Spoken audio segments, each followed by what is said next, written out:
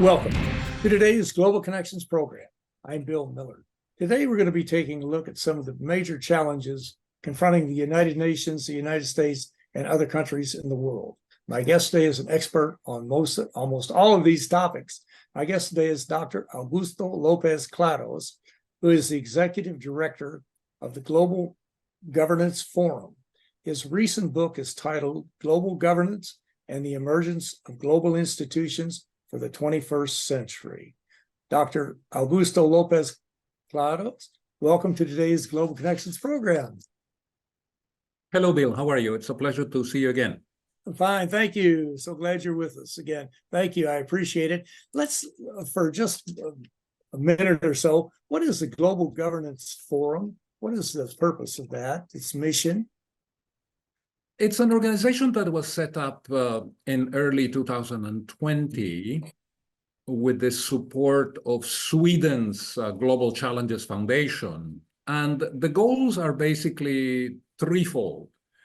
We want to promote research on improved or alternative models of global governance in several thematic areas: peace and security, the environment, economic development, UN reform, rule of law, gender, and so on. We organize programs to improve dialogue and understanding among those committed to reforming existing institutions and creating new ones to build a more peaceful, prosperous world. And we also like to assist and cooperate with like-minded civil society businesses and other organizations on initiatives to create an effective community of practice. We're coming from the perspective that we need to reform our global governance architecture that came out of the conference in San Francisco in 1945 when we adopted the UN Charter. And that governance architecture needs to be brought into the 21st century. That's what we're very much focused on. It certainly does. It worked well, but we have to retweak it or retool it a bit. And our viewers can go to your website at www.globalgovernanceforum.org to get more information on what we're talking about. Well, you've got a very interesting book, Global Governance and the Emergence of Global Institutions for the 21st Century. There are so many issues out there. We see nuclear proliferation, we see climate change, the Russian invasion of Ukraine, the war between Hamas and Israel, just on across the board. What do you perceive as one or two of our top issues, and how would your book help us better understand those issues and maybe provide information on how to reduce the conflicts? Obviously, we are facing a whole range of global catastrophic risks and crises in coming years, especially if we don't take remedial action. I think you correctly point out that climate change is perhaps one of the highest priority areas. The system that was put in place in 2015 with the Paris Agreement is obviously not working.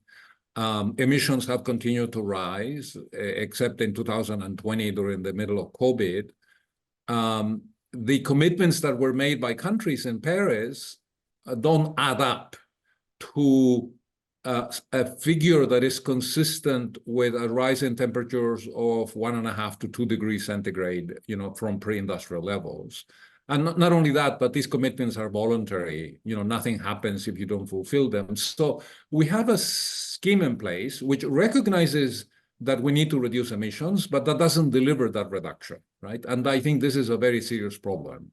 The national interests are not easily reconcilable with the global interests, which is that we should stay within these temperature ceilings. And second area that I'm very worried about, and not just because of Ukraine and this war of aggression on the part of Russia, but essentially in the last 20, 30 years, there has been an unraveling of our nuclear order. The treaties and the agreements that kept the nuclear peace during much of the Cold War, we have walked away from them. There is very little that is left over other than the non-proliferation treaty that puts a constraint on countries, ability to build up their nuclear arsenals and so on. And in fact, we're doing that. Although the Non-Proliferation Treaty has an article, Article 6, that actually calls for nuclear disarmament, we are doing exactly the opposite. We're modernizing our systems and spending, $100 billion per year, give or take, every year, building up our capacity for, complete destruction, obviously, which is what a nuclear war would bring about. And then we have, pending issues on poverty, inequality. The World Bank has already conceded that Sustainable Development Goal number 1 is out of reach. We're not going to eliminate extreme poverty by the year 2030, which of course is, very much the foundation of the entire architecture of the Sustainable Development Goals, right? So these are the challenges, and this is the reason why we feel very strongly at the Global Governance Forum that we need to revamp the institutions and the mechanisms that were brought into being in 1945 with the adoption of the UN Charter. And there is a lot of sentiment. I think I can't speak on behalf of the United Nations, obviously, but there are many people at the United Nations who agree with you that we do need to look at the United Nations. It was created in the aftermath of World War II. It came out of the ashes of World War II, where over 60 million people died. Europe lay in ruins. Parts of Asia had been destroyed. But that was the architecture at the time. It worked fairly well until the Cold War. And then we had somewhat of a situation where the old Soviet Union and its allies went one way, the US and its allies went another way. But how do we bring that about at the United Nations? Are you working with the Secretary General Antonio Guterres to do this, working with UN agencies, working with governments? How can we promote this discussion of what changes need to be made to streamline the UN, to make it more effective, really? In 2020, we commemorated the 75th anniversary of the adoption of the UN Charter.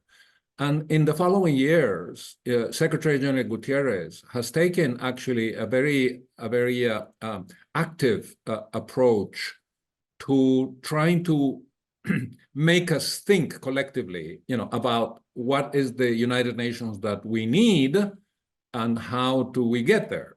And in fact, he has called for a summit in September of this year, which is going to be called the Summit of the Future.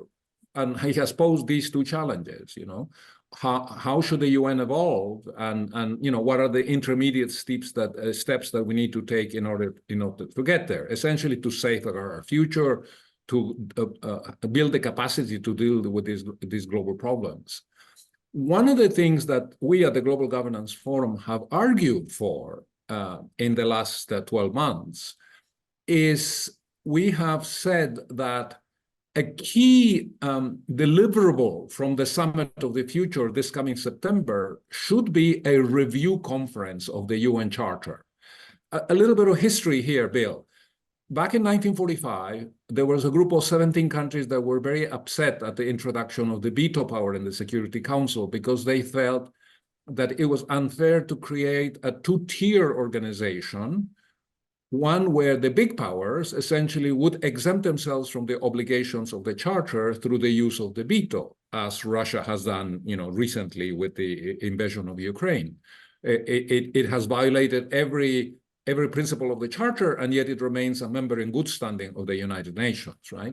So these 17 countries got the rest of the countries assembled in San Francisco to agree to the introduction of an article in the UN Charter, the very famous Article 109, which allows for the possibility of a review conference where you can rethink the Charter in light of changes that have taken place in the meantime.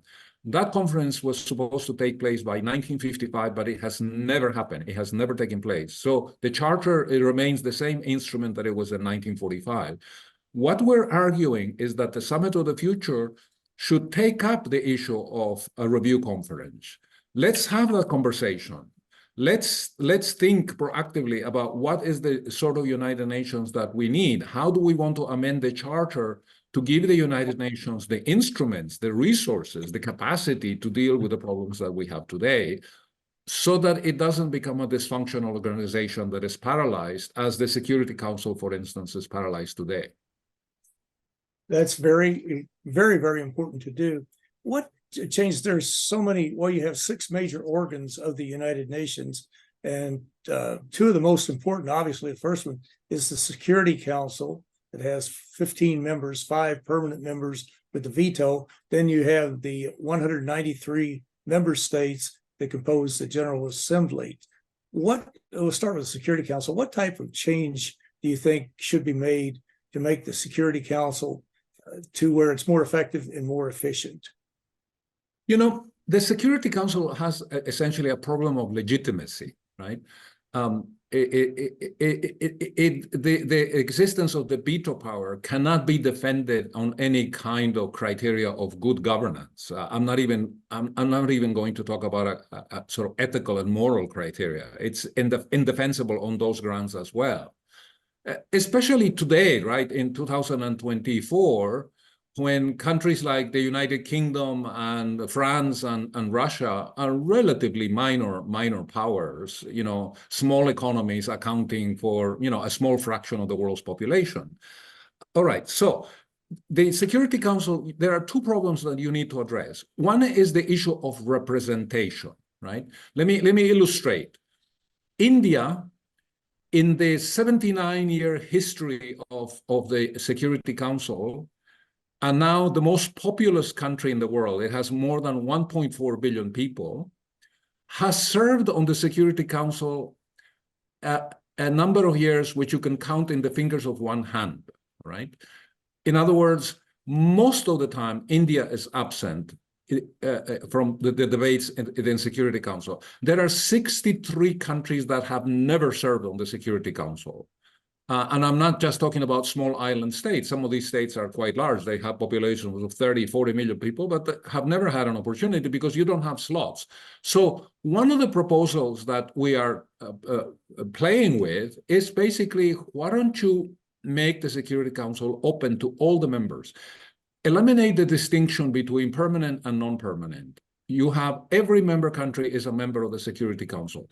Now you say, does that mean you need a table with 193 chairs? No, you don't. You can cluster the countries by regions. That is already being done in the governing structures of the World Bank and the International Monetary Fund. They have 24 chairs around the table.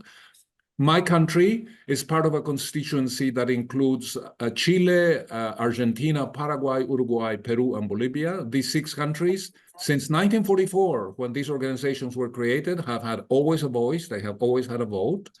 It's one of 24 chairs. And it encourages consultation regionally, and then among themselves, they choose a spokesperson, which rotates from, you know, every couple of years. The system has worked well, and the Security Council could be organized in that way. And this would be a kind of a backhanded way of essentially doing away with the veto, which has paralyzed the Council completely, and has interestingly led to a transfer of power to the General Assembly, which is emerging as a more influential body because it is not hampered by the veto. It certainly is. And of course, that was one of the consequences of the 5 victors of World War II, the old Soviet Union, the United States, the United Kingdom, France, and China. They set up the machinery. They were the victors, and they were going to keep the peace. But we really need to rethink that. Well, you're watching Global Connections Television, which is a privately funded, independently produced program. The opinions expressed on Global Connections are solely those of the moderator and his guest. We'd invite our viewers to go to our website at www.globalconnectionstelevision.com to view previous programs. Also, if you're involved with the PBS or community access television station, or perhaps an educational institution that has an intra-campus television hookup, or you just have a computer, you have a podcast, whatever it may be, and you like our shows, please feel free to share them. Global Connections Television is provided at no cost as a public service to help us better understand international issues and how they impact our lives. Today, we're taking a look at the United Nations and the importance of the UN agencies in helping to deal with problems such as war and peace and climate change. My guest is an expert on this topic. Dr. Augusto Lopez-Claros as the executive director of the Global Governance Forum. His recent book is titled Global Governance and the Emergence of Global Institutions for the 21st Century. We're talking about the United Nations, and the UN is so absolutely important. People don't realize how the UN touches their lives every day, from peacekeeping missions in dangerous areas of the world, or perhaps the UN Children's Fund and the World Health Organization working with Rotary to eliminate the scourge of polio. And also, not to mention, the UN helps to move aircraft, ships, mail, and weather information around the world. The UN is absolutely indispensable, but we've got people today who would really like to defund the UN and would like to just go it alone. I don't know how they figure they can go it alone to help move aircraft or to put together peacekeeping missions. But how do you deal with arguments like that when you hear that the UN is ineffective, the UN is it's overpriced, it has so much money it doesn't know what to do with it? All this is nonsense. But how do you deal with those arguments? You know, the United Nations is, with all the limitations and flaws that it has, it is the one place where 193 nations in the world come together to discuss issues of international cooperation. All the major problems that we face today, whether we're talking about climate change, the very unsettled security situation because of the unraveling of our nuclear order, whether we're talking about the elimination of extreme poverty or rising income disparities, all of these problems are global in nature. They cannot be solved outside of a context of much stronger international cooperation. And the United Nations is the logical place to begin that conversation, because it has built up a very substantial set of multilateral institutions which are, at its foundation. The IMF is an organization that has $1 trillion of resources at its command, ready to move in whenever there is a crisis in some country or set of countries around the world. The World Bank has provided hundreds of billions of dollars of funding over the last many, many years, in support of development objectives, whether it is poverty alleviation, whether it is improving inclusivity, whether it is tackling gender inequality, et cetera, et cetera. So, we already have this global governance architecture, but it is not modernized. It needs to be brought into the 21st century. It needs to be given the capacities and the resources to be able to deliver solutions to these problems. Earlier on, I mentioned climate change. We have crossed the threshold where I think we can safely say that it is universally acknowledged as a very serious problem. If you're a politician and you're a climate change denier, by and large, you are regarded as a pariah, as being simply outside the mainstream.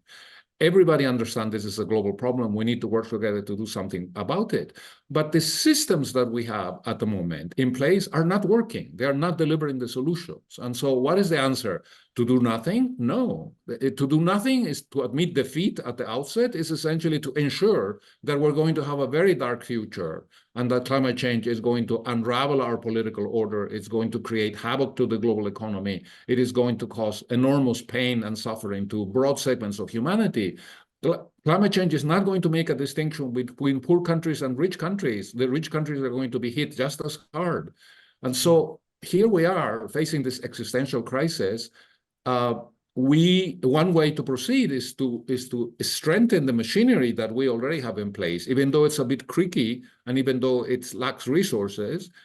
I'm referring to the UN and all the associated institutions that underpin it, and make it stronger and modernize it. That is the way the solution presents itself, I think, in the most sensible way.